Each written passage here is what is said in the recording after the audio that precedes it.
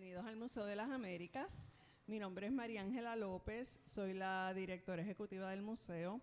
A nombre de nuestra Junta de Síndicos y el mío propio, el personal del museo que labora aquí, deseo darle la más cordial bienvenida y darle las gracias por estar aquí. Tenemos casa llena a este conversatorio que promete.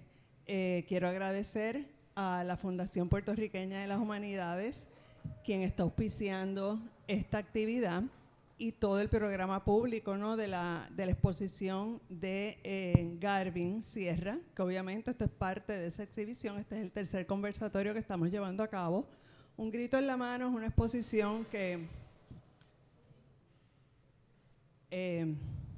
ha dado mucho que hablar y va a seguir dando que hablar, eso esperamos, ¿verdad?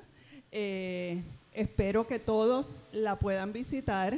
La sala va a estar abierta una vez culminemos el conversatorio, así que pueden entrar y dar un recorrido adicional.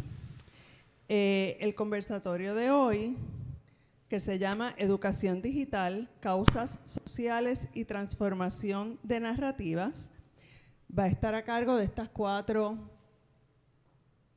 amigas y grandes mujeres, ¿verdad?, que están haciendo una gran labor a través de las redes y cada una desde su plataforma. Ellas se llaman Aliana Vigio, Kimberly Figueroa, Bianca Groló y Alexandra Figueroa. Así que voy a comenzar dando unos breves datos de Kimberly, quien va a ser la facilitadora de esta noche, y le paso el micrófono a ella para que comience la conversación. Kimberly Figueroa Calderón, mujer negra de la península de Cantera, hija de Raquel y de Junior. Posee un bachillerato en Psicología del Sistema de Ana Geméndez, estudios graduados en Desarrollo Comunitario de Rutgers University en Camden, New Jersey, y un certificado graduado en Estudios Afro-Latinoamericanos del Instituto Hutchins de Harvard University. Actualmente es la directora programática del colectivo ILE, una organización antirracista y decolonial que hace trabajos dentro y fuera de Puerto Rico, y el enlace de país en la red de mujeres afro-latinoamericanas, afrocaribeñas y de la diáspora.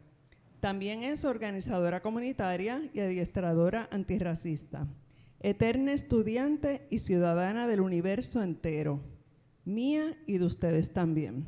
Con ustedes, Kimberly Figueroa. Que disfruten.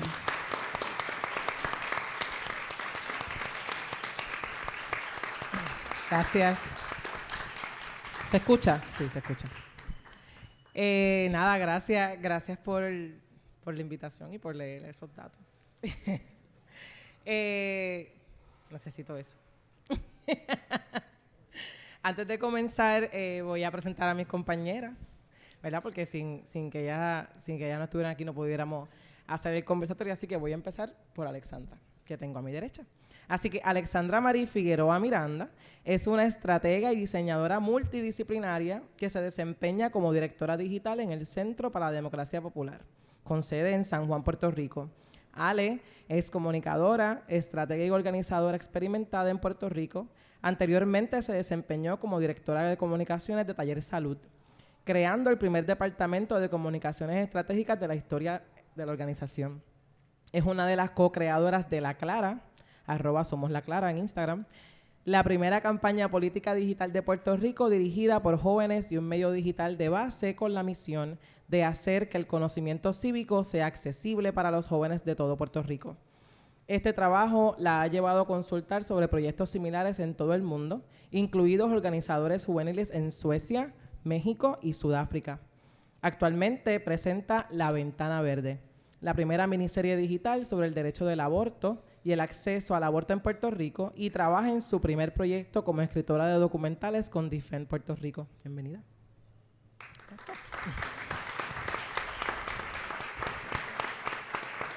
Ella.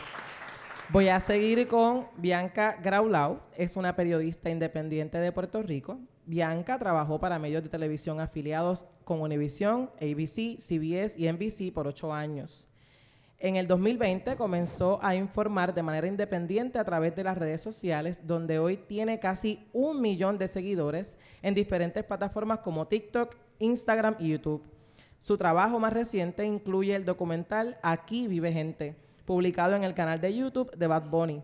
Su trabajo sobre las medidas de austeridad, el colonialismo y los esfuerzos de resistencia dentro de Puerto Rico han permitido a la diáspora conectarse y comprender la actual crisis socioeconómica que azota la isla. Bienvenida.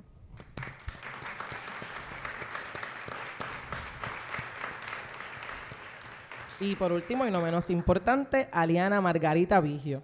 Es estudiante en la Escuela de Derecho de UPR, diseñadora gráfica, comunicadora y gestora del proyecto Consentimientos. Actualmente trabaja como creadora de contenido para Mi Gente, una organización que se posiciona como hogar político para latines y chicanes que buscan justicia racial, económica, de género y climática. Consentimientos fue fundado y es gestionado por Aliana y es un proyecto digital feminista y político que comenzó sus publicaciones en octubre del 2018. El proyecto busca educar y provocar conversaciones sobre temas políticos y sociales desde una perspectiva feminista. Desde Consentimientos se realizan talleres educativos, se convocan concentraciones importantes y se motiva a la comunidad a organizarse políticamente mientras asumen roles activos en los procesos de aprender a desaprender para alcanzar un Puerto Rico libre y equitativo para todas las personas. Bienvenida.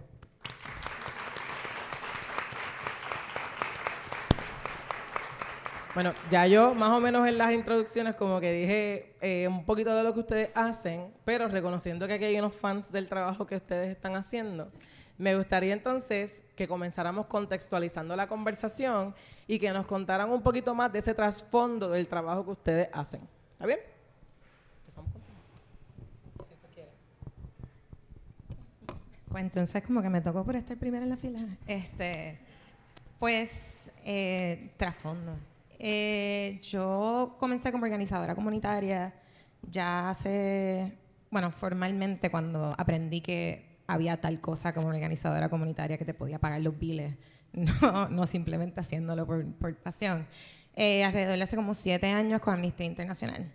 Y sí, yo creo que todas las personas en esta mesa, y me arriesgo a pensar que muchísimas personas en el público, saben que estos trabajos pues involucran apagar muchos fuegos y tener muchos sombreros. Esa es la que siempre se utiliza, ¿verdad? Y como parte de mis trabajos como organizadora también tenía que pues buscar y movilizar comunidades en línea para poder lograr que de alguna manera u otra tomaran acción en causas que buscaban impactar los derechos humanos en ese momento en Estados Unidos, que la campaña activa era la eliminación de la pena de muerte en New Hampshire, que fue mi último trabajo y lo ganamos. Y pues nada, todo lo que conllevó, luego vino el huracán María. Ya para ese entonces yo cumplía mi 7º año en los Estados Unidos y lo contaba todos los días. Todos los días me levantaba y era como que otro día más con un lapicito en la pared. Y a través de mi trabajo con Amnistía pude empezar a colaborar con proyectos en Puerto Rico de la misma manera, también digitalmente. Hasta que un día me levanté y dije, esto de poner los lapicitos en las marquitas de lápiz en la pared como que no es lo mío, me estoy desviviendo.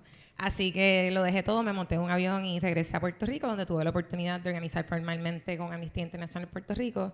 Y de ahí, pues, creo que fue como mi 3ª o 4ª semana de Amnistía Internacional en Puerto Rico, me llegó una propuesta para completar, para comenzar lo que sería la primera campaña digital en el mundo liderada por personas jóvenes. Cuando yo entré, quedaban como 2 días para rellenar estas propuestas. Ya había un proyecto había un proyecto en Sudáfrica que ya estaba como que ahí para hacer el proyecto elegido. Y de momento llegaron, pues, 3 gatas de Puerto Rico con una misión y con una herida muy abierta, que era la del huracán María y todos los abusos humanos los abusos de los derechos humanos que vinieron entonces. Y de la nada, estas 3 gatas que no se habían conocido personalmente antes de este momento, parieron una propuesta en 5 horas encerrada en la calle Humacao, ahí en Río Piedra, y esa propuesta se convirtió en la clara. Nos la llevamos, tuvimos una sola defensa en la cual nos dejaron saber como que, mira, íbamos a escoger este otro proyecto, pero el de ustedes como que no. It tugged at our heartstrings, nos dijeron las inglesas. Y pues it tugged so much que pues logramos fundar esa primera campaña y 3 años después de su incepción, también ganamos y logramos erradicar del Código Penal esas cláusulas que intentaban deslegitimizar el derecho a la protesta. Obviamente, pues, ¿cómo se ve eso hoy en día? Pues, va cambiando, ¿verdad? Pero por lo menos en papel logramos hacerle ver a una cantidad bien importante de personas que son nuestra juventud, que conocer nuestros derechos no es simplemente una obligación civil, sino también una oportunidad para aferrarte a lo que te pertenece y a lo que merece. Y desde entonces, pues como que me enamoré de toda la weá y de estar en línea, de comunicarse con gente. Para ese mismo tiempo, las compas en Argentina se estaban organizando. El primer pañuelazo a nivel federal se dio en el 2018 y tuve el enorme privilegio de poder colaborar junto a ellas, y también fue de manera de organización digital, y como que nunca me dio con mirar para atrás. Simplemente buscar cómo seguir replicando esos modelos. Y ahora en Puerto Rico, o sea, Aliana está aquí, existen un montón de plataformas digitales que se están enfocando en precisamente esa educación civil. Así que nada, como que es un movimiento que sigue creciendo, la gente se sigue sumando, quienes seguimos envejeciendo, entonces vamos empezando a conocer cosas nuevas. No sé, todo muy emocionante. Lo voy a pasar porque yo soy terrible para estas cosas. La misma pregunta. Buenas noches, gracias por estar aquí. Mi nombre es Bianca Groló. Mi historia es básicamente la de una puertorriqueña que se fue a Estados Unidos a estudiar periodismo. Cuando terminé la universidad, tenía la mentalidad de que iba a empezar como reportera local en una estación en Estados Unidos, de ahí moverme a otra estación más grande, quizás llegar a una cadena nacional. Pero a medida que iba trabajando en estas estaciones, me encontraba con ciertas frustraciones. Aprendí muchísimo, logré hacer buen trabajo, pero sabía que podía hacer mejor trabajo y más de ese mejor trabajo. Y se me dificultaba porque tenía que tener estas conversaciones recurrentes de por qué este periodismo era importante, por qué valía la pena hacerlo, por qué valía la pena invertir el tiempo y los recursos para hacer ese tipo de periodismo, por qué teníamos que darle importancia a las redes sociales, a llegarle a la gente directamente. Entonces estas conversaciones con mis jefes me iban agotando. En el 2016 más o menos, traté por primera vez irme independiente, pero por más que pudiera llegarle a la gente a través de las redes sociales, eso no significaba dinero y pues tenía que pagar los biles.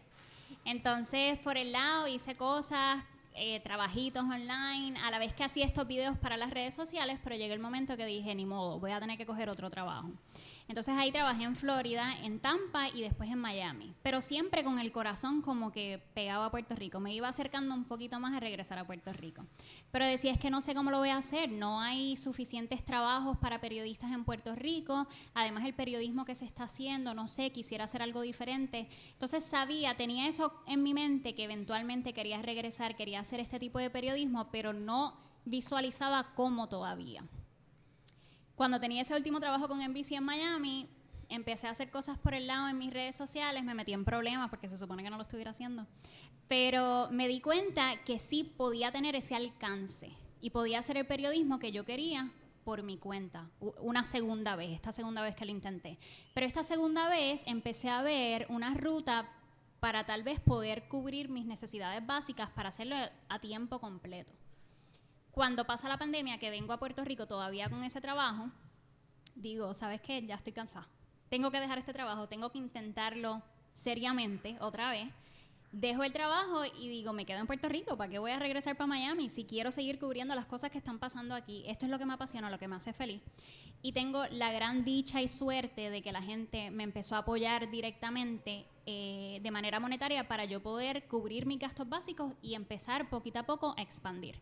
Entonces, desde el 2020 llevo en estas, haciendo poquito a poco, y nada, y tocando los temas que a mí me apasionan, que yo tengo curiosidad por conocer más, y a la vez que voy instruyéndome yo, pues compartiendo. Así que hasta el momento disfrutándomelo y poquito a poquito.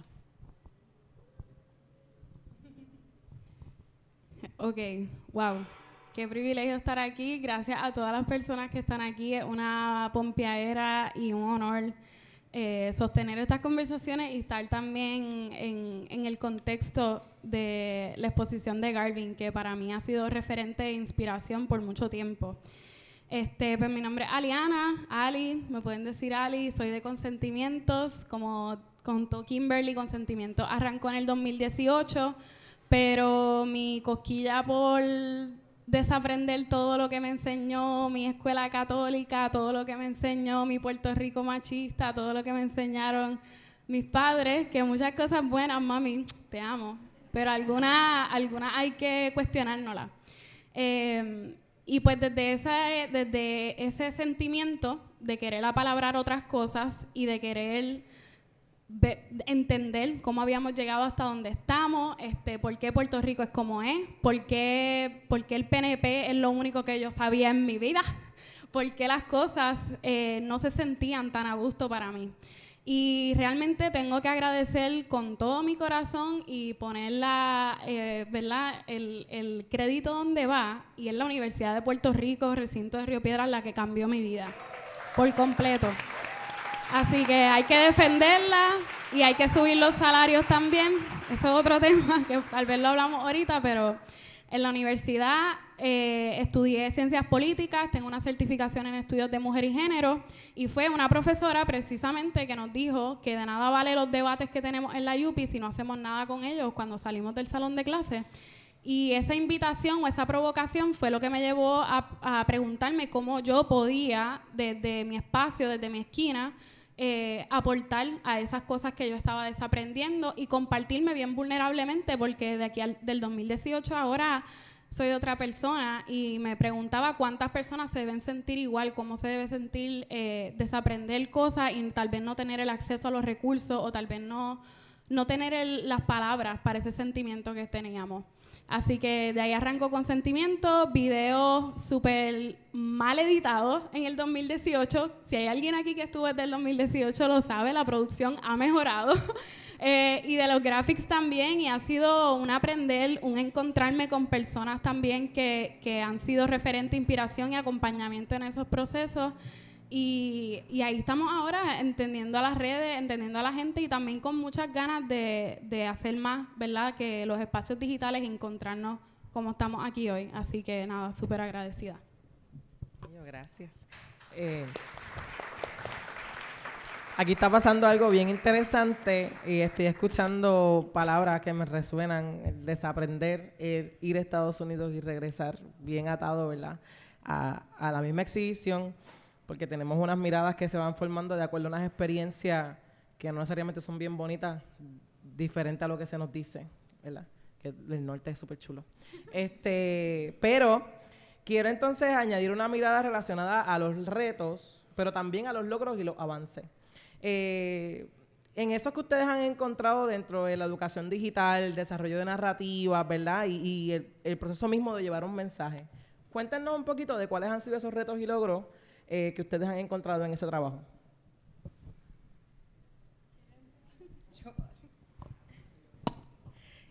Obviamente todo esto es con una mirada muy constructiva. El chiste siempre es como, el mundo está acá y nosotros estamos, qué sé yo, cuántos años atrás, ¿verdad? Eso quizás es en recursos y en herramientas, pero para nada tiene que ver con la voluntad o con la calidad de cría que hay en este país. O sea, algo que a mí me gusta decir es que en Puerto Rico todos los días se improvisa un país, y la única razón por la cual logramos hacerlo es por la gente que lo compone, ¿verdad? Y es la gente que lo defiende. Pero esa misma escasez de recursos también como crea como un tipo de miopía, ¿verdad? Nuestras organizaciones, nuestros colectivos, nuestra misma gente está buscando desesperadamente cómo hacer esas reflexiones, cómo desaprender, cómo entrar a estos espacios que lamentablemente por la escasez y por la precariedad no son los más accesibles, a pesar de que quisiéramos que las personas pudiesen sumarse. Entonces yo entro a hacer trabajo digital en un mundo en donde, yo me acuerdo y lo voy a decir bien, hace 5 o 6 años las redes sociales, y todavía las redes sociales se veían como un espacio de ocio, y no había forma de que personas mayores o personas que quizás no las entendían como nosotros nos acercábamos a ellas, la tomaran en serio. Y hacíamos todo este trabajo y llegábamos a tanta gente joven, y la gente joven se nos acercaba y nos decía por poco digo una palabra mala, pero estamos en público, contra, como que qué bueno que están haciendo esto, estoy aprendiendo más de esto, de lo otro. Nosotros fuimos a un festival Claridad y le preguntamos a la audiencia, que eran jóvenes, si conocían por lo menos 5 de sus derechos constitucionales y precaria la situación en cuanto a las contestaciones, pero por eso mismo la gente se alegraba en poder tener un espacio donde finalmente poder investigar y aprender más de lo que es el Código Penal, de lo que es el Código Civil, de lo que es la Carta de Derechos, etcétera. Entonces, los retos eran, tenemos un mundo que se está acoplando a este nuevo espacio digital, tenemos movimientos que se están empezando a sumar y que se están empezando a construir, no por decir mucho a mi edad, pero para el 2010, 2009, una de las primeras acciones digitales y la más grande hasta ahora fuera del Dakota Access Pipeline, que las personas estaban haciendo check-in desde todas partes del mundo para proteger a las personas que estaban allí, las personas indígenas que estaban allí defendiendo su territorio. Así que sabíamos, las personas que estábamos trabajando en ese espacio, el potencial y la maximización que nos podía dar, como que tronchar esas barreras físicas y reemplazarlas por los espacios digitales. Pero, o sea, no había dinero para invertir en eso. Todavía una mentalidad un poquito más cerrada. Me atrevo a decir que hasta ahora, como somos personas bastante jóvenes, quienes estamos en la vanguardia de estos espacios, todavía un poquito hay un poquito de desapego y un poquito de resistencia de las personas pensar, pero eso pasa en las redes sociales, eso es una burbuja, que puede serlo, pero eso es otra conversación. Eso que pasa en línea no se multiplica, pero en realidad las interacciones que estamos teniendo en línea son microcosmos de lo que está pasando con nuestra gente. Y como algún día fueron las plazas públicas, que luego fueron reemplazadas por los moles, ahora también tenemos las plataformas sociales que nos permiten interactuar.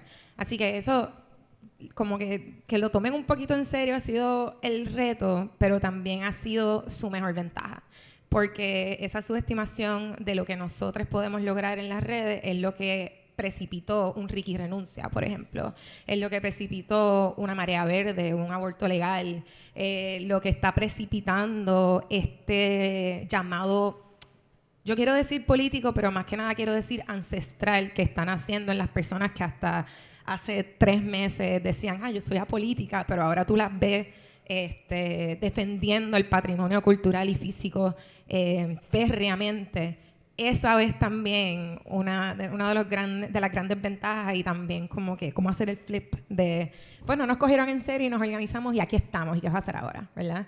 Ustedes no aprendieron cómo conversar, cómo moverse en esos espacios, y ahora estamos aquí creando una cultura completamente distinta, una cultura que se aferra muchísimo a nuestra historia y a su preservación, y que nos hace también creer que un Puerto Rico nuevo y un Puerto Rico inclusivo y un Puerto Rico que puede vencer cualquier subestimación del capital es más que posible. Pues para mí, en términos de logro, yo creo que el más grande es esta idea de no tener que depender de lo que en inglés se dice como gatekeepers.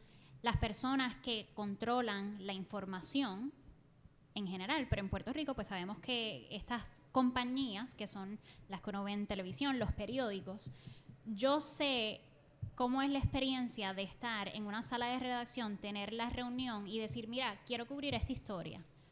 Y que siempre tengas que ser la persona que como que empuja para cubrir estos temas, y es como que ya viene otra vez con este. Entonces como que te dejan cubrir una ese mes, pero ya ahora vamos a cubrir esta otra cosa, y tener que pelear por esas historias constantemente encima del trabajo que tienes que hacer como periodista puede ser bastante agotador. El hecho de que tengamos las redes sociales donde se le pueda hablar directamente al público, para mí eso es un gran logro, y me vuela la cabeza el pensar que antes estaba tan controlado el mensaje en ese sentido que había que convencer a los canales de que valía la pena cubrir esto, de que esta es la manera que la gente merece que se cubran estos temas, y que ya eso no es necesario. Entonces es un sentido de poder uno decir, siempre y cuando yo pueda contar esta historia de una manera que la gente se sienta identificada, de una manera que simplifique, que sea accesible, voy a encontrar ese público. Pues eso para mí es lo que me ha enamorado, de tener ese contacto directo. Por otra parte, a mí me encanta hablar de esta independencia que uno tiene, ¿verdad? De no tener que depender de estos jefes y estas grandes corporaciones, pero al final del día dependemos de estas corporaciones que son las dueñas de estas redes sociales. Entonces, al final del día estamos hablando de estas corporaciones que ahora no tienes con quién hablar. O sea, si tengo una queja de las cosas que cambiaron, cómo me están limitando, ¿con quién hablo? Buena suerte comunicándote con Facebook, Google, Instagram, whatever. Entonces, está ese reto de que también estas plataformas, y en general esto tiene que ver con el comportamiento humano, con la audiencia, de que a veces las cosas que van a ser exitosas y van a llegar a la gente son las cosas controversiales, las cosas que tal vez no es lo que uno quiere como periodista, depender de esas cosas para crear conversación. Que cuando son temas más complejos y más profundos, pues entonces se dificulta el tener ese alcance. Entonces es esta línea fina de cómo balancear uno hacer contenido que sabe que le va a llegar a la gente, pero no agarrándose del mango bajito, del contenido que es viral por las razones equivocadas. Entonces esa es una cosa. Lo otro es que, pues nuevamente, como son estas corporaciones, deciden, al final del día, estamos enriqueciendo estas corporaciones porque las decisiones que toman son cuáles le van a beneficiar en cuanto al dinero que pueden hacer. Y eso también significa que muchas veces estamos trabajando de gratis. O sea, el hecho de que estas compañías no crean contenido. Nosotras estamos creando el contenido y le traemos toda esa audiencia. Y cuando la gente va a Instagram es porque quiere ver el contenido de ustedes y consumirlo, pero a quien le beneficia al final del día es a esta compañía. Entonces, no nos remuneran por ese trabajo que estamos haciendo de manera justa. Entonces, encima del trabajo que estamos haciendo para crear ese contenido, tenemos que buscar las maneras de financiarlo. Entonces, es doble el trabajo. Y esos son los retos hasta el momento. Así que sí tiene esa parte positiva que ha cambiado cómo se hace periodismo y estoy bien agradecida por eso, pero por otro lado, seguimos atadas por lo que es el capitalismo y sus consecuencias. Eso es así. Más que cambia todo, cada rato hay un nuevo update y es bien difícil mantenerse al tanto de eso, pero bueno, yo diría que para mí, voy a decir primero los retos, luego los logros para terminar felices. Diría que el primer reto así que he sentido en los últimos años es especialmente post-Trump, post-pandemia, post-teorías de conspiración, post-desinformación. Bueno, desinformación está pasando ahora, pero es la saturación de contenido. Estamos en una época en donde hay demasiado contenido, no falta. Yo recuerdo en el 2018, cuando yo empecé con Sentimiento, era todavía Instagram subir fotos del jangueo, de tus papitas con ketchup, como que era otra manera de entrar a estos espacios y ahora tú entras y si cada vez estos algoritmos te identifican a tal manera que tú entras y te enseñan exactamente lo que tú quieres ver.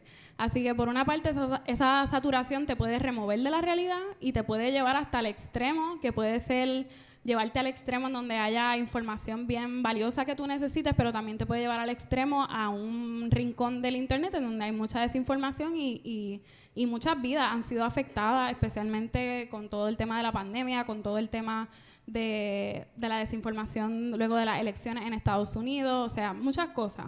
Así que diría que eso es un reto que la manera que yo he intentado un poco gestionarlo ha sido, pues, ser bien franca con la información que ofrezco, ser bien franca con los errores que cometo y no presentar el contenido como la salvación o lo último, sino como una invitación. Y es difícil porque a veces uno cree que lo tiene bien mangado y quiere postear algo que sea lo que es, pero realmente no. Realmente para evitar, ¿verdad?, esos extremos de contenido, lo que he encontrado es que ofrecerle a la gente y en la sección de comentarios, allí la gente hace lo que quiera con el contenido y se tienen conversaciones bien importantes. La violencia en las redes sociales, especialmente hacia las mujeres negras, personas fem, es desmedida. La cantidad de violencia que yo recibo y que sé que todas aquí tenemos, y todas las personas aquí realmente,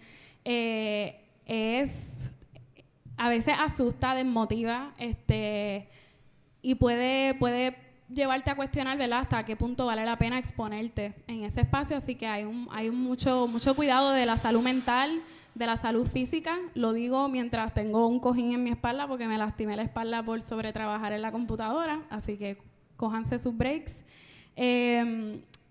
Y los logros, creo que más o menos lo hablaron, así que no voy a entrar mucho en detalle, pero uno de los logros más grandes para mí de cuando, ¿verdad?, entramos a estos espacios de educación digital e intentamos transformar narrativas, es cuando yo veo que la gente hace suyo el tema.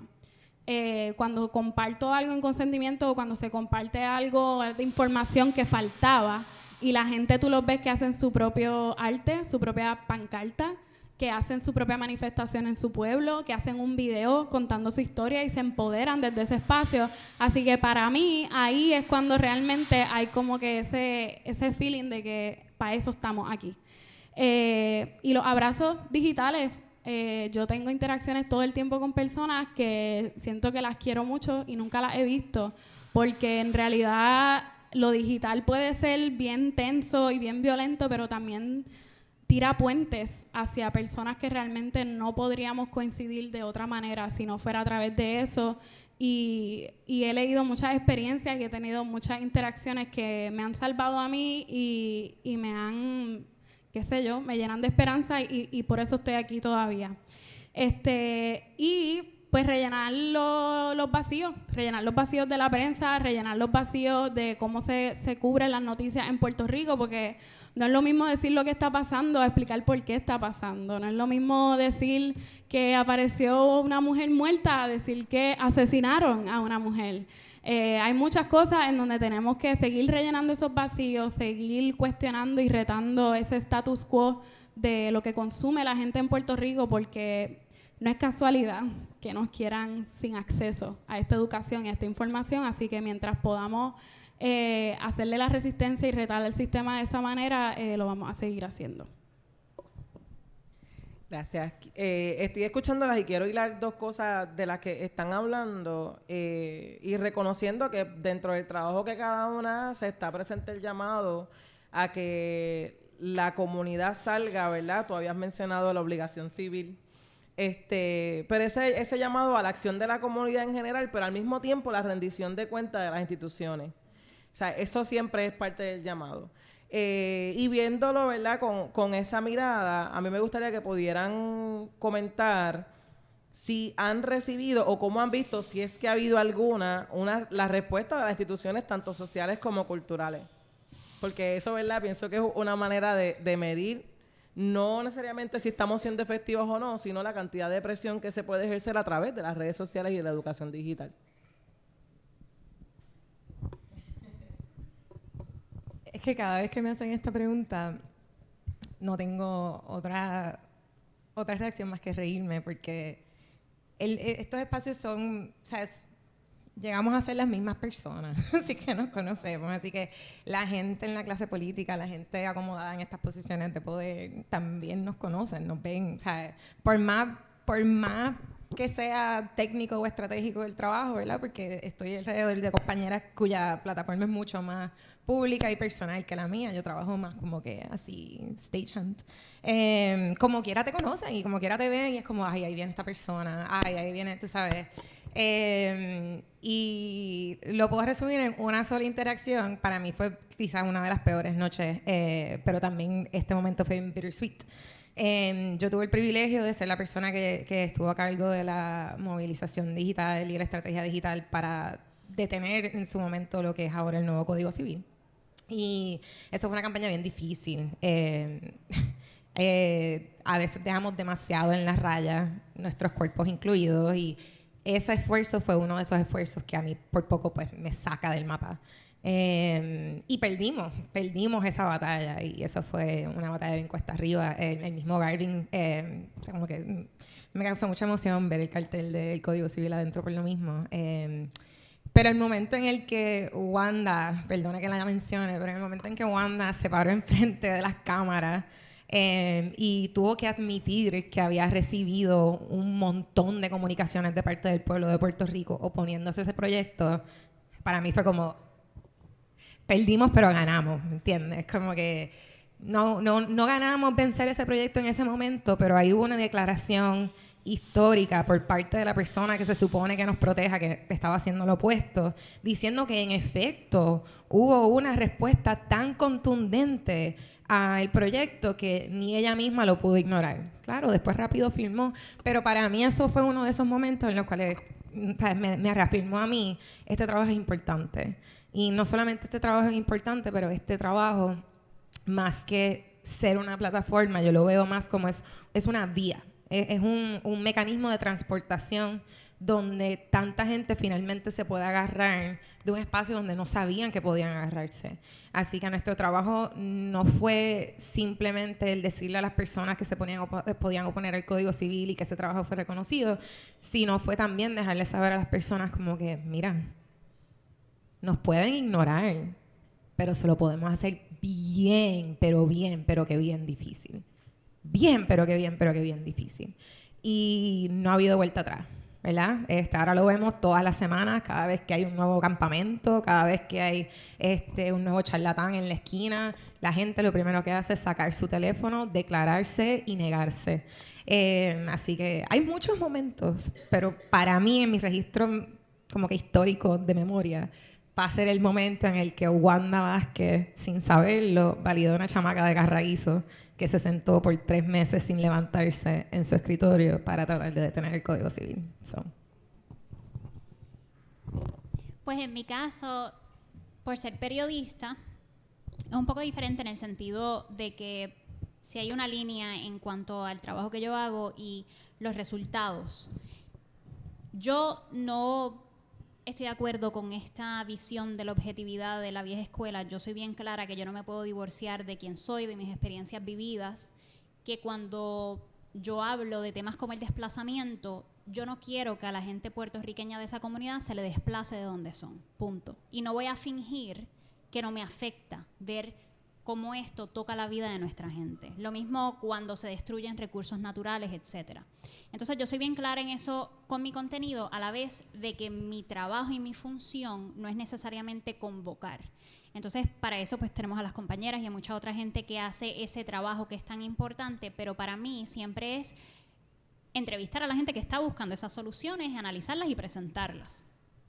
Dicho eso, también soy honesta de que a veces siento esa pesadez y ese dolor de ver cómo, a pesar de que se levantan las voces en cuanto a estos temas, continúan sucediendo esas cosas dolorosas como el desplazamiento, como la destrucción de los recursos naturales.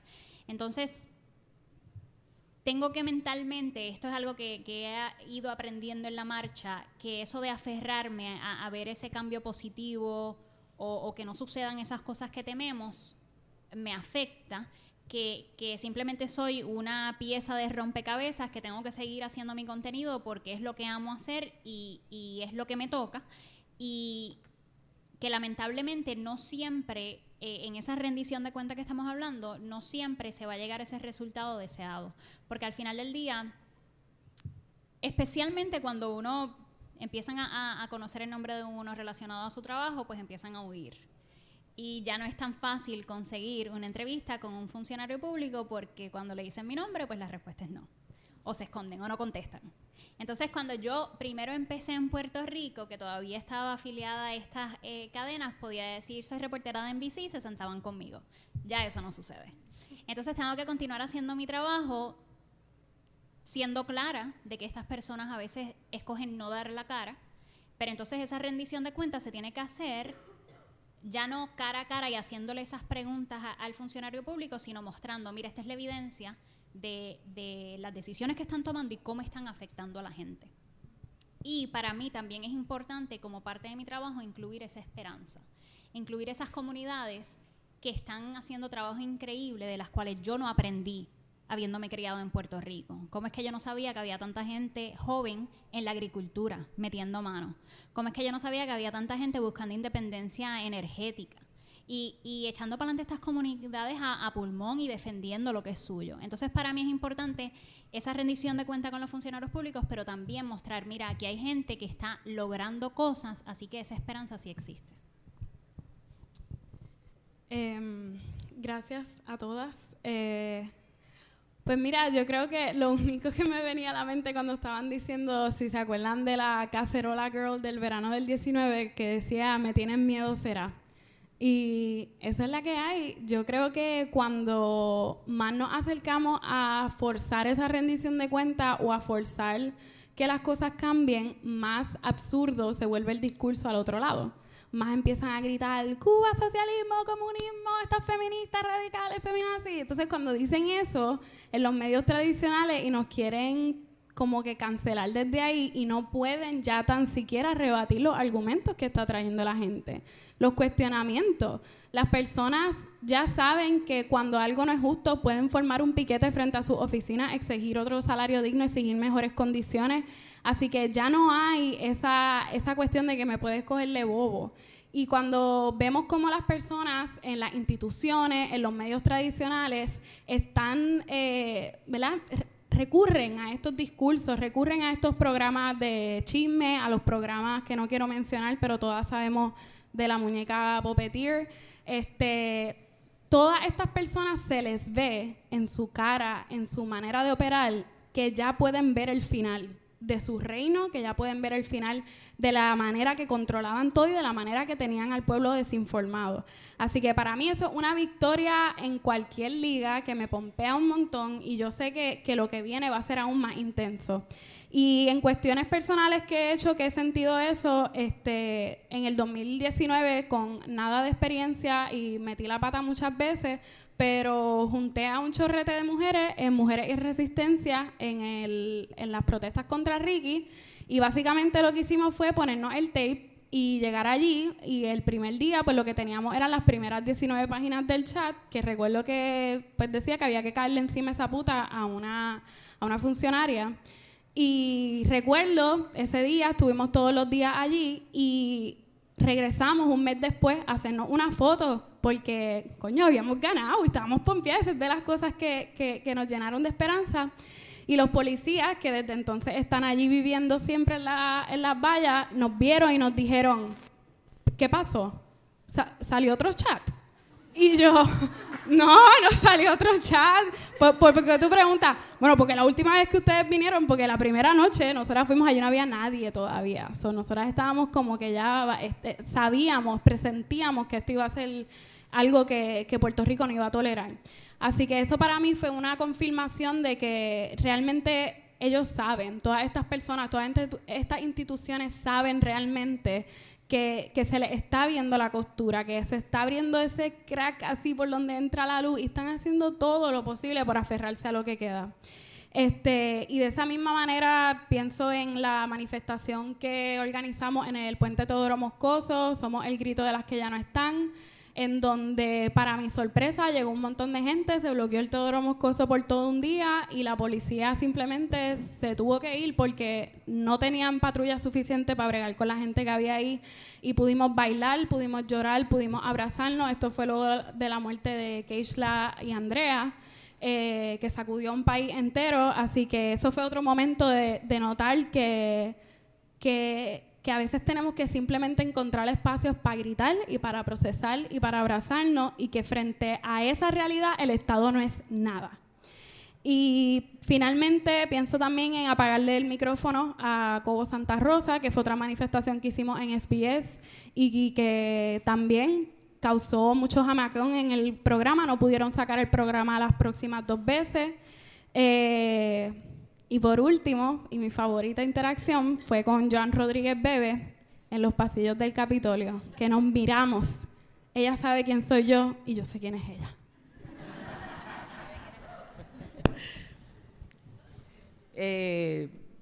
Estoy pensando en la gente de a pie, ¿verdad? Que al final del día es quien mueve y quién es ese foco para desaprender y quién es el foco de acción en todas estas cosas que ustedes han mencionado. Y entonces, me gustaría saber cómo entonces ustedes aseguran conectar las intersecciones de raza, género, clase y todas las demás, ¿verdad?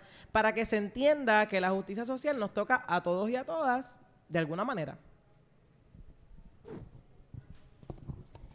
Pues para mí, y esto es como una persona que hace estrategia, para mí es que no empiezan las redes. Para mí las redes son una herramienta increíble, trabajamos desde ellas, como que yo creo que aquí nos falta una persona que sepa que no puede vivir sin ellas para su trabajo, pero para mí no empieza en las redes, para mí empieza en las conversaciones cotidianas, empieza en estos encuentros, empieza en las contradicciones, en esas conversaciones difíciles de mesa, donde quizás no tienes todas las herramientas para tener esa conversación. pero 5 personas tienen un teléfono y pueden entrar a The Way We Come, a Bianca Graulao, a Consentimientos y a toda otra plataforma que está haciendo un trabajo educativo para ayudar a las personas a precisamente tener estas conversaciones un poco más difíciles. Ahorita había dicho como que, sí, dicen que las redes sociales son una burbuja.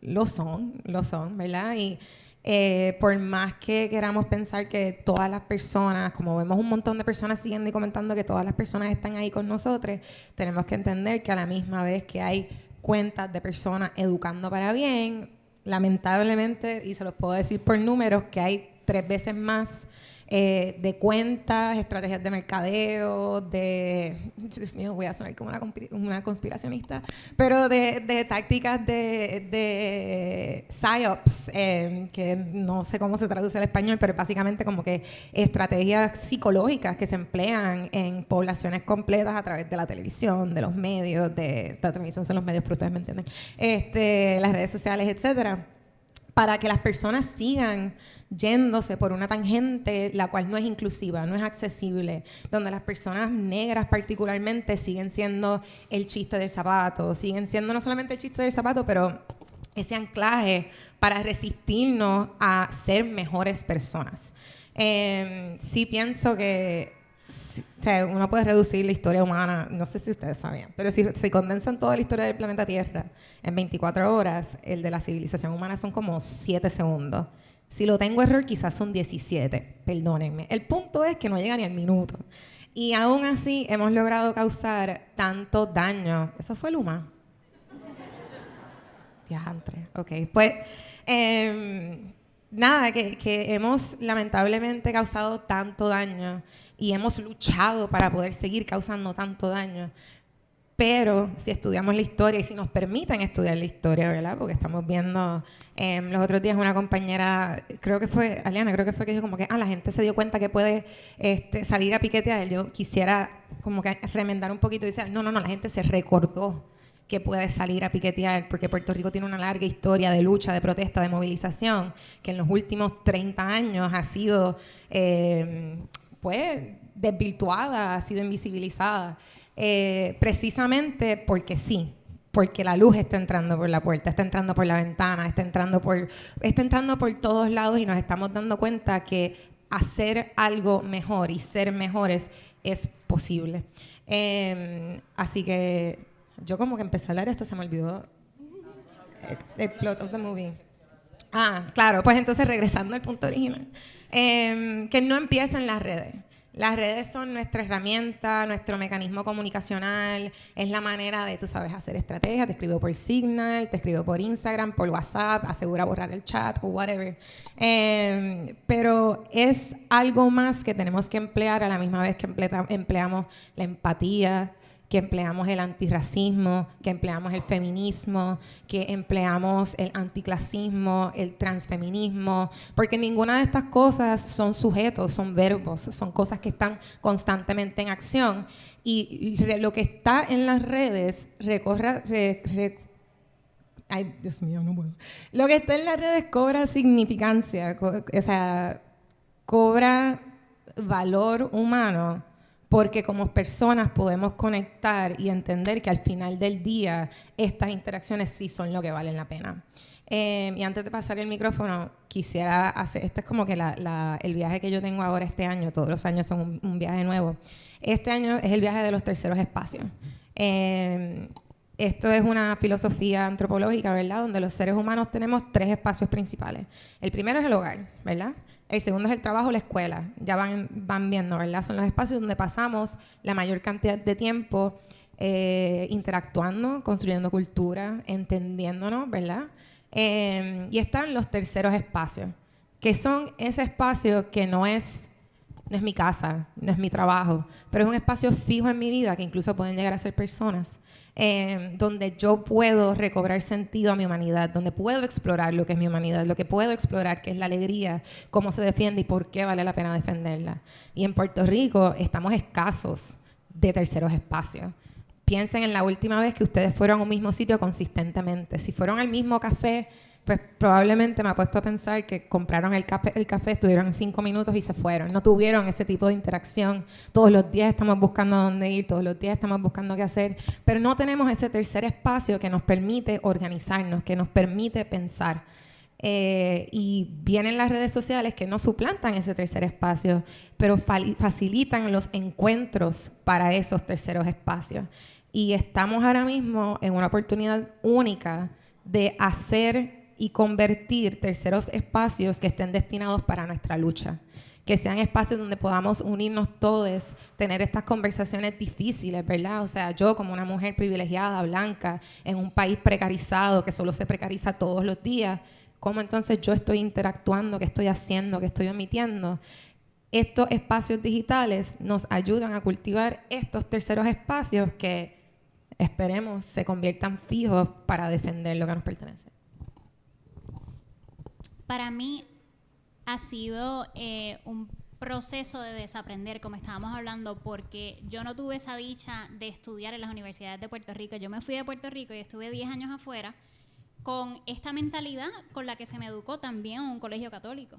Esa idea de que en Puerto Rico no hay racismo, el clasismo, ¿qué es eso? Entonces, que si simplemente tú trabajas duro y haces las cosas bien, llegas a donde tú quieras y tienes el trabajito que te mereces, etcétera. Entonces yo me fui con esas mentalidades a vivir y trabajar en los Estados Unidos, así que cuando regreso a Puerto Rico, que incluso desde allá, gracias a las redes sociales también, que se me va abriendo el mundo en cuanto a todas estas ideas importantes que cambian la manera en que hablamos de estos temas, es que empiezo a pensarlas y a querer incorporarlas en mi trabajo. Entonces, para mí ha sido bien importante escuchar y aprender de todas estas perspectivas porque creo que hacen mi trabajo más completo y mejor. Y les doy un ejemplo. En el documental de Aquí vive gente, para mí era importante incluir ese contexto, por ejemplo, de la historia de Puerta de Tierra.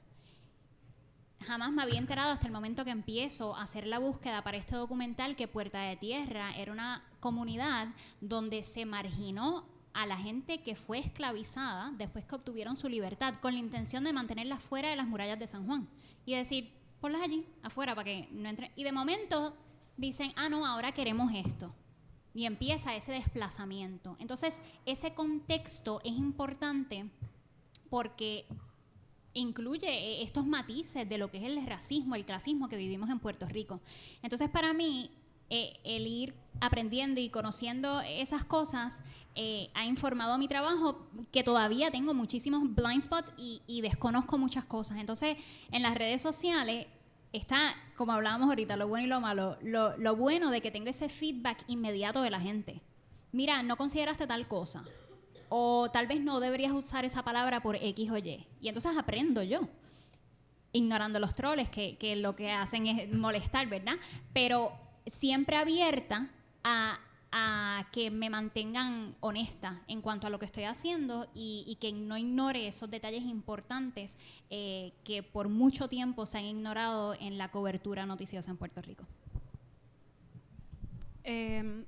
Gracias por la pregunta, Kimberly. Yo creo que es bien importante y más que nada me pone a pensar cuando empecé el proyecto y cuando empecé la Yupi también, que fue como que este despertar de wow, todo lo que me enseñaron está bien al garete, pero también fue un despertar de sí está chévere cuando atendemos todos estos issues desde nuestra propia experiencia, pero nunca es suficiente. Entonces, ahí fue que empecé a entender de sistemas. Tengo que también poner crédito sobre la colectiva feminista en construcción, que a través de sus escuelitas feministas ofrecen precisamente mucho de este contexto de que cuando hablamos de machismo no hablamos de individuos que son machistas y ahí comienza y termina. Hablamos de patriarcado, hablamos del sistema capitalista y hablamos del racismo como un sistema que está institucionalizado. Entonces, cuando lo vemos de esa manera, pues vemos también lo mucho que carece el venderle a la gente que con una buena actitud vas a estar todo bien, que si simplemente te cambias de ropa no vas a tener violencia machista en tu vida. Entonces, un poco no despersonalizar, pero no mantenerlo en lo individual, para mí ha sido bien importante en el trabajo que intento hacer, que igual, ¿verdad?, nos falta muchísimo y es constante, pero entender de los sistemas, entender que a veces la gente me escribe en consentimiento, el machismo no existe porque yo nunca lo he vivido y mis hermanos son súper buena gente y todos mis novios han sido brutales y es como, ¿cómo explicar a esta persona que realmente su experiencia no cancela toda la historia, todo el racismo, todo el machismo, todas las maneras en las que este sistema ha sido gestionado? Porque no es casualidad cómo vivimos, cómo pensamos, a lo que tenemos acceso y a lo que no, dependiendo quiénes somos, nuestro género, nuestra raza, nuestro acceso económico, nuestro acceso a educación. Todas esas cosas al final del día no son casualidades, son respuestas y efectos claros de 3 sistemas que están operando en paralelo: capitalismo, racismo y patriarcado. Y se necesitan, todos esos sistemas se necesitan entre ellos y necesitan también de las personas que no los vean, que no los nombren y que se mantenga siempre en lo individual. Que si yo tengo buenas relaciones con personas negras, pues yo no puedo ser racista, jamás. Eso es lo que escuchamos en los medios del país todos los días. Pero realmente no podemos continuar viéndolo de esta manera. Así que atender esas intersecciones de una manera sistémica y exigir la destrucción de esos sistemas es lo que nos va a acercar a lo que queremos y a lo que merecemos todas las personas. Me gusta mucho lo que acabas de decir, porque, por ejemplo, nosotros desde Colectivo ILE siempre pensamos que poner a todas las personas machistas, racistas en un cohete y mandarlas fuera del planeta no va a acabar con ninguna de esas opresiones. Y no va a acabar porque no tiene que ver con personas buenas o malas, tiene que ver con un sistema que funciona para una gente y oprime a otros. Entonces es bien importante esa mirada desde el poder y desde la dinámica del poder. ¿Y quién ostenta el poder? ¿Quién se beneficia de estas dinámicas de patriarcado? ¿Quién se beneficia, verdad? Y me encanta mucho lo que están mencionando, porque sí sale de la individualidad de cada una de ustedes, pero tiene una repercusión bien grande en los sistemas en los que hemos navegado, que por siglos han sido así. Y están diseñados para beneficiar a quienes eran los amos, no quienes eran los esclavos, ¿verdad? Y es algo que, aunque la gente pudiera pensar que con la abolición de la esclavitud terminó hace casi 500 años, la realidad es que todavía los estragos los estamos viviendo. Voy a ir moviéndome un poquito a cerrar porque sé que llevamos un tiempito, pero no quiero como que dejar pasar el objetivo y el espacio por el que estamos aquí, que es el trabajo de Garvin Sierra. Y a mí me gustaría un poco que nos contaran cómo ustedes ven este rol y el aporte del trabajo de Garvin al desarrollo de narrativas transformadoras. ¿Se acuerdan cuando les dije que todos los años tengo como que un viaje nuevo? Pues el viaje del año pasado eran las narrativas. Era como que la transformación de las narrativas. No es que lo hemos soltado, es que estamos también agarrando cosas nuevas. Y cuando yo pienso en personas que están haciendo un trabajo de transformación de narrativas, inevitablemente tengo que pensar en Garvin. No solamente por el talento que trae, ¿verdad? Porque la colección que está presente aquí, que faltan, yo sé, me consta que faltan muchísimas más, es solamente una fracción de todo el trabajo que hace, que también incluye como crear cultura, particularmente en un país cuyo proyecto de desahucio se ha llevado a cabo a través de la cultura. Es la razón por la cual el Instituto de Cultura Puertorriqueña está de la manera que está, ¿verdad? Nosotros merecemos un Instituto de Cultura Puertorriqueña que tenga los recursos para no solamente defender, sino promulgar la cultura puertorriqueña. Así que ese saqueo que se hace a través de la cultura. Y cuando entran figuras como Garvin, que tienen no solamente un entendimiento elemental de nuestra cultura, sino que se nota que sale de un llamado ancestral, ¿verdad? De ese llamado de defender lo nuestro, nuestro patrimonio, nuestra patria, pues le llega a la gente de una manera distinta. Yo no sé cómo explicarlo, ¿verdad? Yo soy diseñadora multidisciplinaria, paso muchísimas de mis horas innovando cómo presentar información que todo el mundo ha visto de una manera diferente, amistosa, no hostil, ¿verdad? Y poder hacerlo de una manera que comunique un sentimiento, una emoción, que te despierte rebeldía, coraje, orgullo, llanto, es algo bien difícil de lograr. Sin embargo, entra Garvin y entran personas como Garvin que le acompañarán en los libros de historias, no solamente del cartel puertorriqueño, sino la historia del diseño de la cultura puertorriqueña.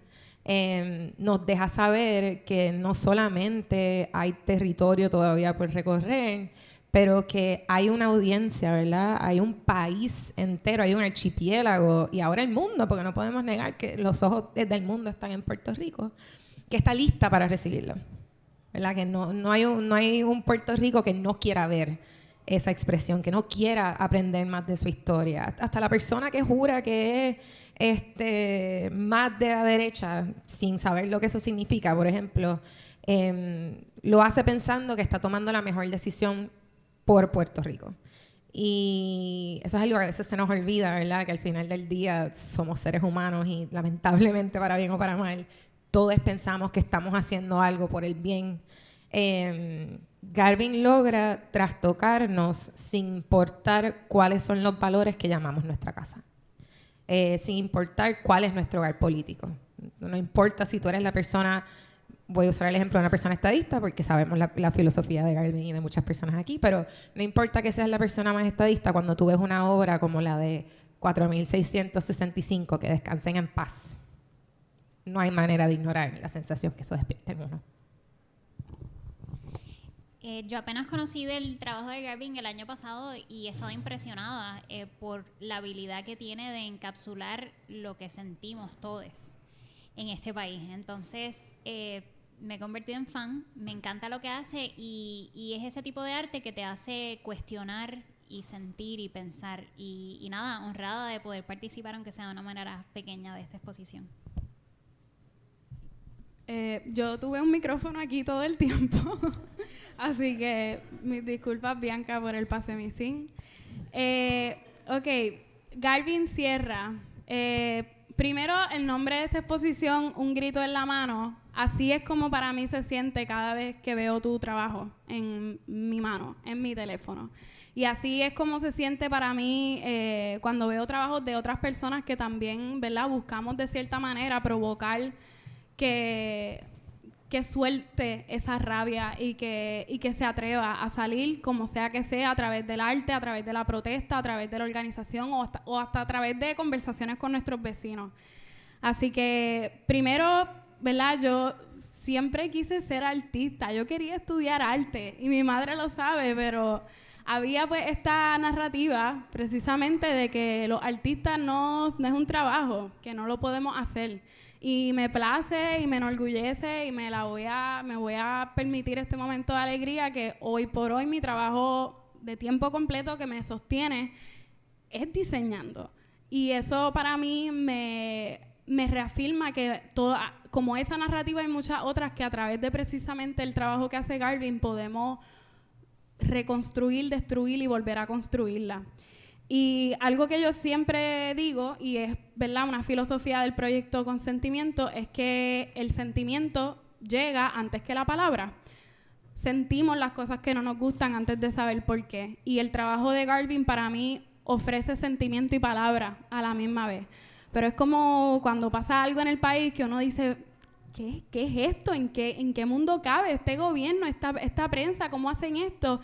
Y de pronto, pues, no tiene a más nadie, pero prende el celular y entra a cualquier red social y ve algo que precisamente te desenreda el corazón y te ayuda a entender y le da palabra a tus sentimientos y también que te recuerda que no estás solo en esta frustración porque realmente el sistema que tenemos no nos permite tener tantos espacios de encuentro como nos gustaría porque vamos del trabajo a lo próximo, a cocinar, para la casa, el ajoro.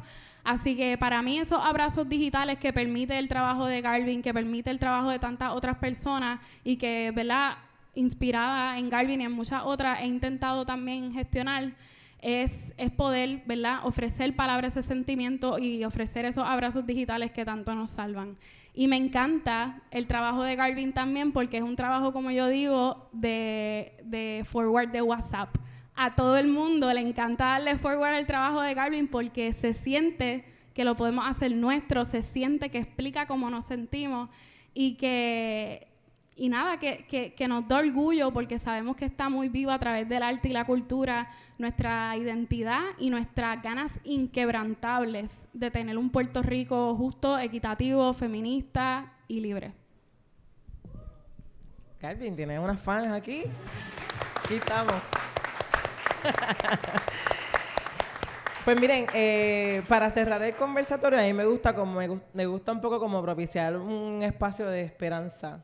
Y ahorita dijeron algo por ahí y me recordé de defender la alegría como trinchera. Entonces, eso requiere de cuerpo y de gente, de colaboraciones y de alianza.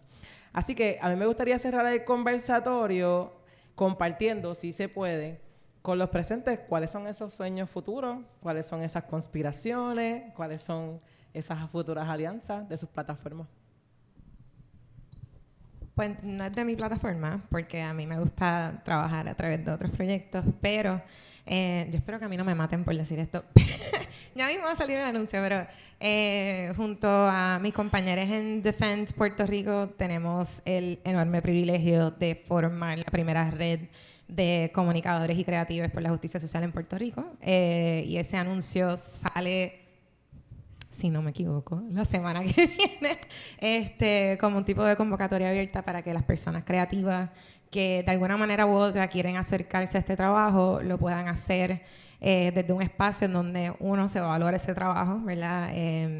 Porque por la falta de recursos, hasta ahora es que nuestro país está empezando a entender el valor de la inversión, no solamente en levantar este tipo de proyectos, pero de pagarles.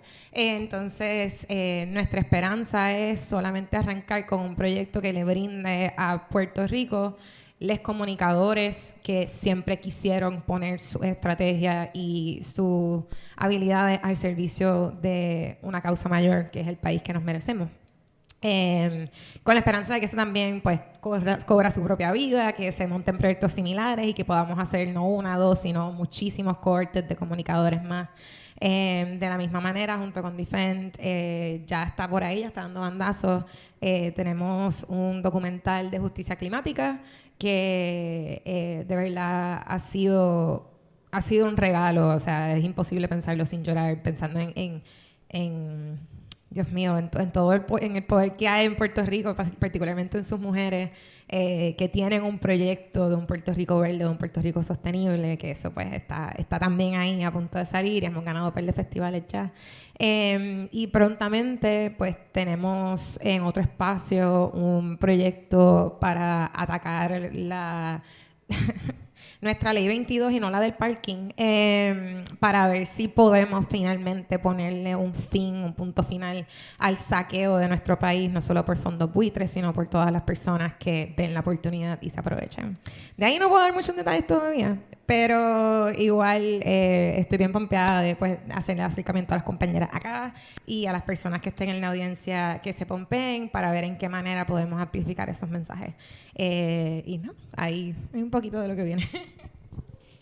Pues para mí eso es algo importante, incorporar ese gozo. Mi mejor amiga que está aquí me decía, a tu página como que le hace falta un poco más de gozo. Así que mala mía por batripearles tanto con malas noticias. Pero ese es parte, ese es parte de los planes. Algo que trato de hacer de manera bien intencional, como les decía, era incluir esa esperanza, mostrar no solamente los problemas, sino las soluciones que ya se están trabajando desde las comunidades. Siempre con el cuidado de no romantizar la cosa, porque al final del día quienes tienen los recursos y la responsabilidad son las personas electas a quien le dimos ese cargo, ¿no? Pero por otra parte es como ese balance de mostrar lo hermoso de Puerto Rico, el espíritu de nuestra gente, cómo están echando para adelante a pesar de los obstáculos, para que no perdamos de vista los problemas que tenemos y que hay que seguir empujando y luchando, pero a la vez sentir ese gozo y compartir esa alegría de toda la belleza y esa lucha que se está dando en Puerto Rico. Así que esa es mi lucha diaria, ese es mi struggle diario. Menos tripeo, más goce. Pues mira, yo creo que para mi próximo meta para este año, quise mantenerlo sencillo porque me he dado cuenta que los años que me pongo muchas metas no hago ninguna. Como esa lista de resolución, si está muy larga, no se va. Yo simplemente quiero moverme por este archipiélago todo este año, ofreciendo talleres, ofreciendo espacios de encuentro, creo que lo más que me da felicidad, y creo que también cuando nos vemos de frente como que se balancea el bastripeo, porque uno está hablando de estos temas, pero al final siempre en estos talleres y estos espacios de encuentro, pues escuchas historias de la gente, escuchas qué están haciendo, escuchas especialmente estudiantes de high school y universidad, pues te das cuenta que, mano, lo que viene por ahí viene pesado y viene brutal y viene con esperanza y viene con pepa, y ese es mi sueño. Quiero salir de la metro y ya voy para Ponce, voy para Mayagüez, así que estoy bien pompeada con eso, y si me quieren invitar y hay alguien aquí que esté fuera de la metro, pues me escriben un email. Gracias a ustedes. Yo no tengo más preguntas. Yo no sé si tenemos espacio para que alguien del público tenga una o dos preguntas o algún comentario antes de cerrar. Ajá.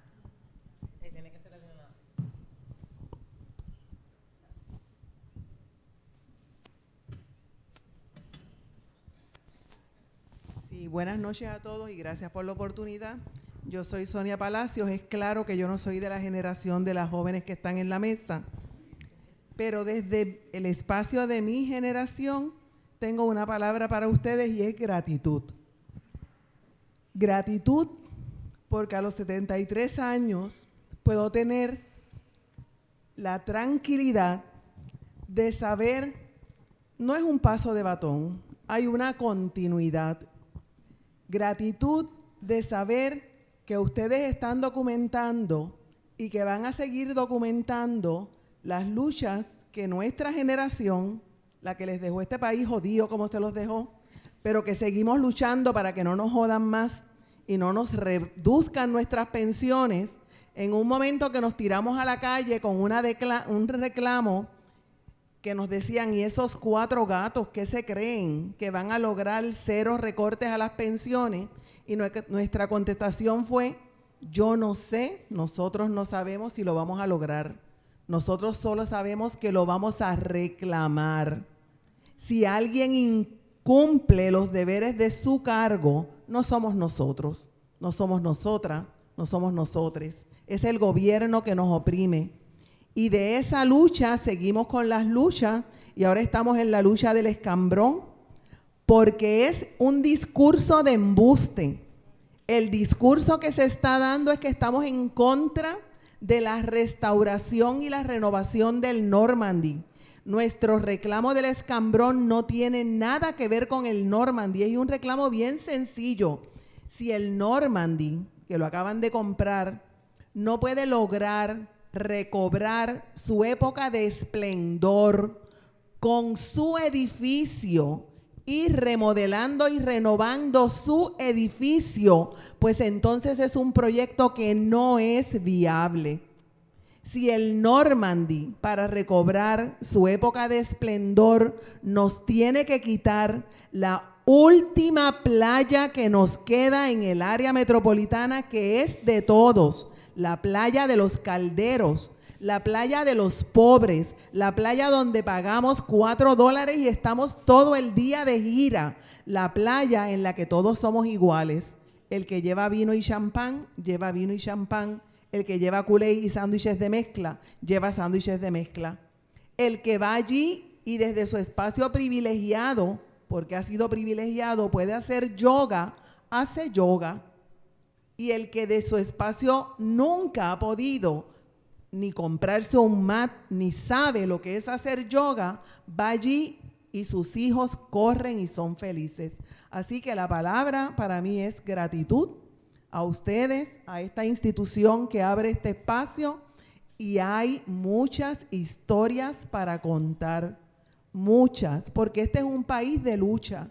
Que no se nos olvide que Puerto Rico fue colonia de España cuando España era el imperio, no la España de ahora, de la decadencia, cuando España era el imperio, y es colonia de Estados Unidos, no ahora, que se está derrumbando, cuando Estados Unidos era el imperio. El problema es que no se ha dado cuenta que ya no lo es, lo quiere seguir siendo, y nosotros le tenemos que demostrar de que eso se acabó. Gratitud. Quisiera añadir rápidamente que acaban de escuchar a Sonia Palazos, que es una líder del movimiento Otro Acuerdo, cuyo trabajo pues ganó la defensa de las pensiones de nuestros viejos. Así que gratitud es hacia ti, Sonia, de verdad.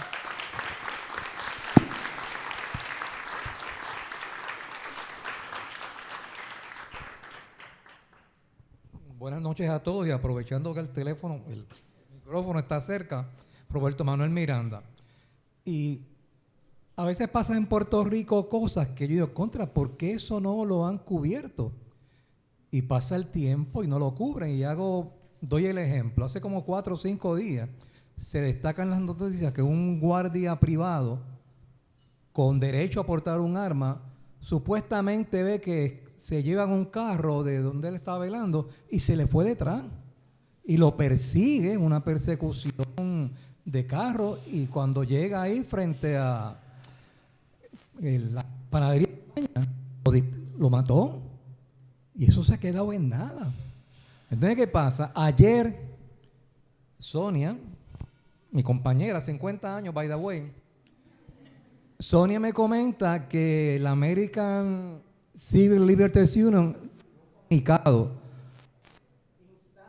investigue, pero nada ha pasado. Entonces yo las veo a ustedes con estas preocupaciones y le tiro una preocupación. Hay otras cosas que pasan en nuestro país que deben ser atendidas. Y fíjense, con eso que yo pienso, supuestamente hay un alto oficial policíaco que dice el homicidio estuvo justificado. ¿Pero qué es eso? Entonces yo pienso en el joven asesinado. De eso no se sabe nada.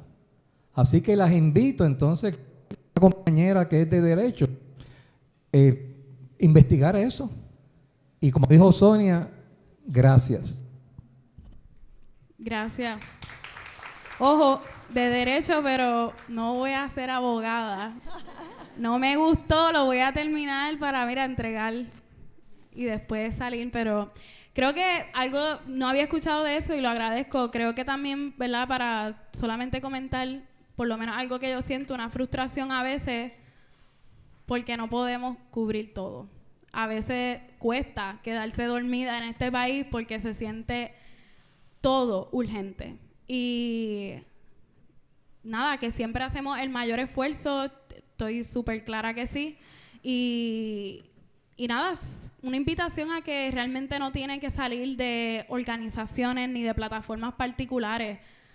Puede salir de cada uno de ustedes, desde su espacio, con sus vecinos. A veces queremos como que muchos comentarios que llegan, que los otros días tú hablaste de eso. ¿Por qué la gente no sale a protestar? ¿Dónde está la gente? ¿Por qué no esto? ¿Por qué no lo otro?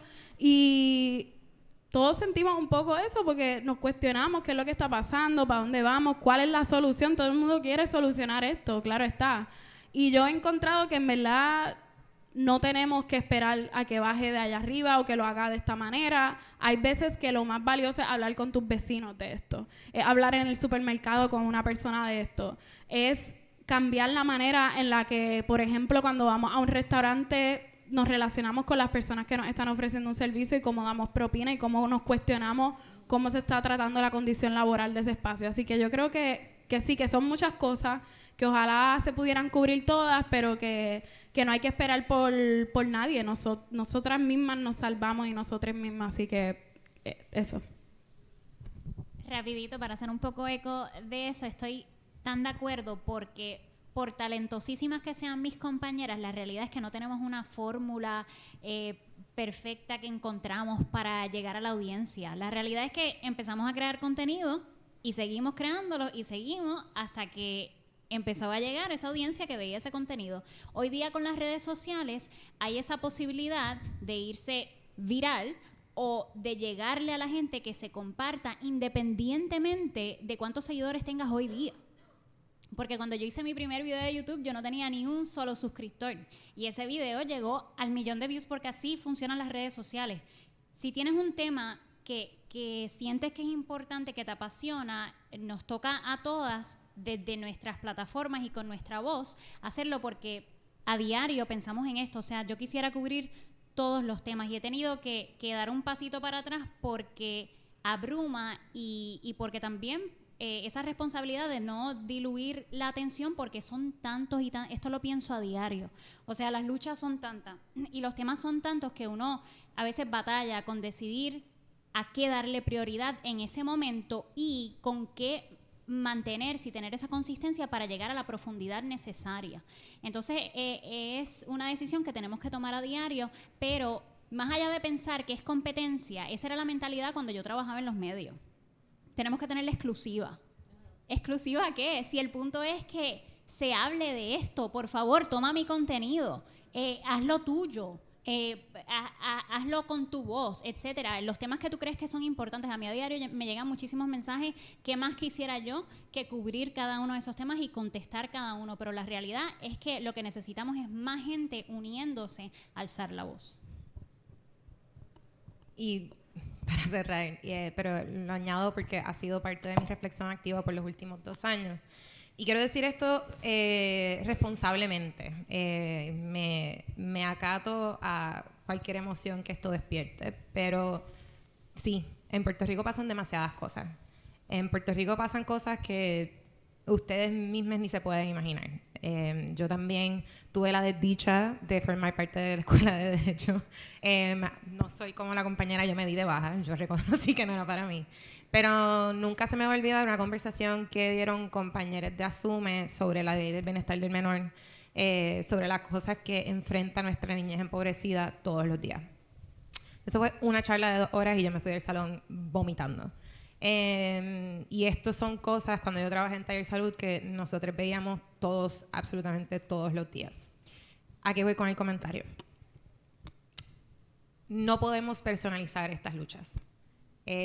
Nosotros aquí arriba somos 4 personas y por más plataforma que tengamos, ninguna de nosotras 4 tiene ni los recursos ni la fuerza, y te apuesto a pensar que por más que esté la voluntad, la oportunidad de únicamente nosotras desmantelar estos sistemas que a diario se refuerzan de cómo nos oprimen. Si nosotros pudiésemos prestarle atención a todas las cosas que pasan en Puerto Rico y reportar sobre ellas, que ojo, también quiero hacer la salvedad que dentro de la mesa la única reportera es Bianca. Si nosotros nos tiráramos esa tarea, no existiese en ninguna de las 4 plataformas que están aquí hoy en día. Ni los trabajos para los que nos voluntarizamos, ni para los trabajos con los que nos remuneramos, porque al final del día estamos hablando de la condición humana. Y no pudimos tener esa pregunta por cuestión de tiempo, pero hay un asunto de salud mental que viene no solamente con hacer este trabajo a diario, sino de también ser la persona que todo el mundo corre cuando quiere una expresión, cuando quiere una explicación, cuando necesita entender algo. No es muy fácil verlo cuando lo vemos en las redes sociales, tampoco es fácil vivirlo cuando eres la persona que todo el mundo exige que llame a capítulo. El llamado y la noticia es importantísima. Yo creo que hay que elevarla. Yo tampoco había escuchado de ella, pero también nos habla de las intersecciones que hablaba Kimberly, ¿verdad? Estamos hablando de un guardia privado que representa intereses privados, pero que ha sido apoderado por el Estado, cuyo andamiaje no solamente garantiza esto, pero lo pone a su disposición. Así que cuando pasen estas cosas, repito lo que dicen mis compañeras, usen sus plataformas, usen sus conversaciones, vayan al beauty, vayan al café de la esquina, entren hablando malos y frustrados, porque ustedes no saben la cantidad de personas que quieren hacer lo mismo y no lo pueden hacer porque tienen miedo. Pero evitemos o intentemos no reducir la responsabilidad de un país a personas que cargan un micrófono. Porque las personas que cargamos un micrófono, lo queramos o no, solamente estamos ahí a fuerza y voluntad de todas las personas que son parte de un proyecto. Cada persona tiene un rol. Tenemos personas portavoces, pero también tenemos personas que hacen el research, que hacen la producción, que hacen la estrategia, que tejen la comunidad, que organizan. Y todas son igualmente importantes en ese proyecto. También están las personas que ven las noticias y nos dejan saber qué cosas están pasando y no estamos al día. Pero no nos podemos tirar esa tarea de ser solo nosotros. No nos podemos tirar esa tarea de ser solo nosotras. Nos desgastamos y este país nos necesita. Sí, yo quiero añadir específicamente sobre ese asunto del reto emocional que representa hablar de estos temas todos los días. Porque adicional a que algunas personas los hablamos, muchos de nosotros también los vivimos. Y en mi caso, ¿verdad? Como parte de Colectivo ILE y de ser una mujer que encuerpa lo negro, ¿verdad? Por cómo me veo, no solamente hablo de racismo a través de los talleres y las cosas, sino que también lo vivo en la calle. Y tengo unas interacciones que no son iguales que las de otras personas. Y eso yo me lo llevo a mi casa y al otro día tengo que volver a dar un taller y volver a escuchar ciertas cosas que a veces se convierten en repetitivas, pero son como que esa gotita que sigue cayendo y que no, ¿verdad? No dejo yo de sentir porque lo repita una y otra vez. Pero quiero también aprovechar, no solamente para hacer eco de lo que ellas están diciendo, lo importante que es también cuidarnos. Pienso en Aliana y su cojín y cómo se tenía... Exactamente. Eso pasa y es bien real. Es bien real y eso pasa muchas veces desde la somatización. Eso no pasa porque ella se viró y hay una somatización entre medio y tenemos que cuidarnos también ahí. Entonces, adicional, quiero puntualizar rapidito y quizás hasta darle promoción al trabajo que está haciendo Kilómetro Cero. Kilómetro Cero está haciendo un trabajo bien bueno en documentar la brutalidad policíaca en Puerto Rico y lo llevan haciendo hace un tiempo, incluyendo desde Ricky Renuncia hasta desde Aja, pero eso fue como el boom. Y entonces el año pasado incluyeron en sus estadísticas y en sus estudios la variable de raza. Y hay unas estadísticas y unas observaciones bien buenas en cómo se ve la violencia policíaca, ¿verdad? Esa brutalidad policíaca en comunidades blancas versus las comunidades racialmente mixtas. Hay unos datos bien para pelo de cuánta violencia se utiliza con ciertos cuerpos. Hay unos códigos ahí bien interesantes de Fuerza 4, que es la fuerza letal. Estoy aprendiendo mucho sobre eso. De hecho, esta mañana estuve en un conversatorio sobre el perfilamiento racial. Eso es una conversación en Puerto Rico. Y esta mañana pues puedo acompañar a Mayra, una de mis compañeras de Colectivo ILE, que estuvo representándonos. Y la conversación fue para pelos a nivel del uso de algoritmos para perfilar a la gente.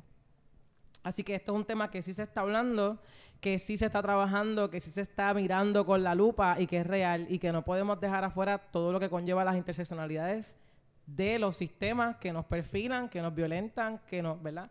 Que básicamente le sirven a unos intereses. Y nada, como que yo voy a cerrar, porque llevamos un montón de tiempo aquí y la conversación está bien buena, pero quería agradecerles a ustedes por contestar a mis preguntas y a las del grupo y por ser tan brutales, de verdad, porque a veces yo miro para atrás y yo hubiera querido tener esto cuando yo era más pequeña, pero qué bueno que estoy aquí, que todavía me puedo sentar con ustedes, porque entonces eso significa que parte de una de las filosofías que yo trato de llevar, que es la de no pasar trauma para adelante, se está cristalizando. Así que ustedes también son parte de eso y las voy a incluir en mi visión. Y nada, agradecida también por invitarnos, por el espacio, por el trabajo de Garvin y por hacerlo también parte de esta lucha y por apalabrar de manera visual todo lo que a veces pensamos y vivimos. Y gracias a ustedes por estar aquí y por escucharnos.